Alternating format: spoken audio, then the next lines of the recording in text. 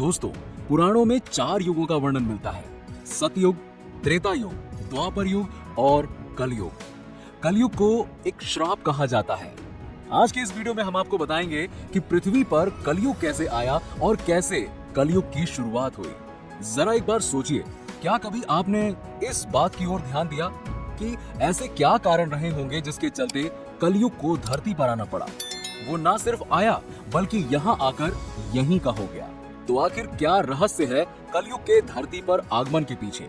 दोस्तों, महान गणितज्ञ आर्यभट्ट ने अपनी पुस्तक आर्यभट्टियम में इस बात का उल्लेख किया है कि जब वो 23 वर्ष के थे तब कलयुग का 3600वां वर्ष चल रहा था।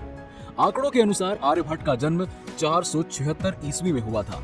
गणना की जाए तो कलयुग का आरंभ 3102 ईसा पूर्व हो चुका था। तो आखिरकार सवाल यह है कि कैसे कलयुग ने पृथ्वी पर कब्जा किया था। इस सवाल पर पृथ्वी देवी बोली, हे धर्म, तुम तो सब कुछ जानते हो, ऐसे में मेरे दुख का कारण पूछने से क्या लाभ। सर्व गुणों के स्वामी भगवान श्री कृष्ण के स्वाधाम जाने की वजह से कलयुग ने मुझ पर कब्जा कर लिया है। पहले भगवान श्री कृष्ण के चरण मुझ पर पड़ते थे, जिसकी वजह से मैं खुद को सौभाग्यशाली मानती थी, किंतु अब ऐसा नहीं है। अब मेरा सौभाग्य समाप्त हो गया है। धर्म और पृथ्वी आपस में बातें कर रहे थे कि इतने में असुर रूपी कलयुग वहां आ पहुंचा और बैल और गाय रूपी धर्म और पृथ्वी को मारने लगा। राजा परीक्षित वहां से शिकार के लिए गुजर रहे थे। जब उन्होंने ये दृश्य अपनी आंखों से देखा तो कलयुग पर बहुत क्रोधित हुए। उन्होंने अपने धनुष पर बाण रखते हुए राजा परीक्षित ने कलयुग से कहा, दुष्ट पापी, तू है कौन? इन निहित गाय तथा बैल को क्यों सता रहा है? तू महान अपराधी है। तेरा अपराध क्षमा योग्य नहीं है, तेरा वध निश्चित है। राजा परीक्षित ने बैल के स्वरूप में धर्म और गाय के स्वरूप में पृथ्वी देवी को पहचान लिया। राजा परीक्षित ने उनसे कहा, वृषभ, आप धर्म के मर्म को भली भांति जानते हैं, इसीलिए आप किसी के विषय में गलत ना कहते हुए अपने ऊपर अत्याचार करने वाले का नाम भी नहीं बता रहे हैं। हे धर्म, सतयुग में आपके तप, पवित्रता, दया और सत्य ये 4 चरण थे।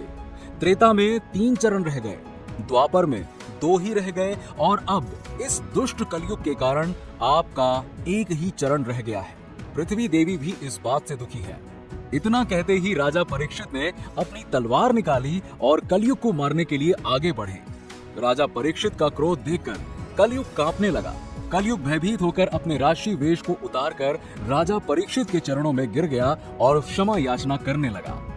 राजा परीक्षित ने शरण में आए हुए कलयुग को मारना उचित ना समझा और उससे कहा, कलयुग, तू मेरी शरण में आ गया है, इसीलिए मैं तुझे जीवन दान दे रहा हूँ, किंतु अधर्म, पाप, झूठ, चोरी, कपट, दरिद्रता आदि अनेक उपद्रवों का मूल कारण केवल तू ही है। तू मेरे राज्य से अभी निकल जा और फिर कभी लौट कर मत आना। परीक्षित की बात को सुनकर कलयुग ने कहा कि पूरी पृथ्वी पर आपका निवास है। पृथ्वी पर ऐसा कोई भी स्थान नहीं है जहां आपका राज्य ना हो। ऐसे में मुझे रहने के लिए स्थान प्रदान करें। कलयुग के ये कहने पर राजा परीक्षित ने सोच विचार कर कहा, झूठ, द्यूत, मद्यपान, परस्त्री गमन और हिंसा, इन 4 स्थानों में असत्य, मद, काम और क्रोध का निवास होता है। तू इन 4 स्थानों पर रह सकता है। परंतु इस पर कलयुग बोला, राजन, ये 4 स्थान मेरे रहने के लिए अपर्याप्त हैं। आप जगह भी प्रदान कीजिए।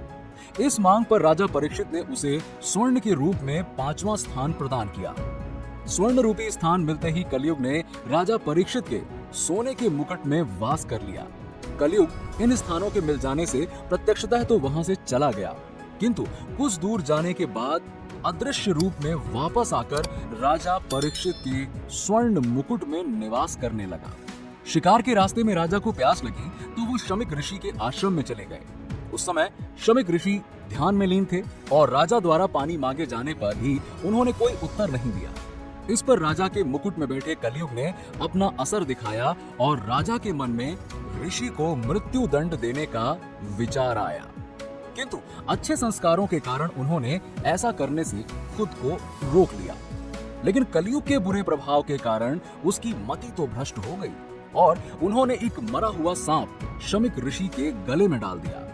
पृथ्वी के किसी मनुष्य पर कलयुग का ये पहला प्रभाव था और उसने सबसे संस्कारी राजा को ही अपना शिकार बनाया। जब शमिक ऋषि के पुत्र श्रृंगी स्नान करके लौटे तो उन्होंने देखा कि उनके पिता समाधि में बैठे हैं और उनके गले में मरा हुआ सांप पड़ा है।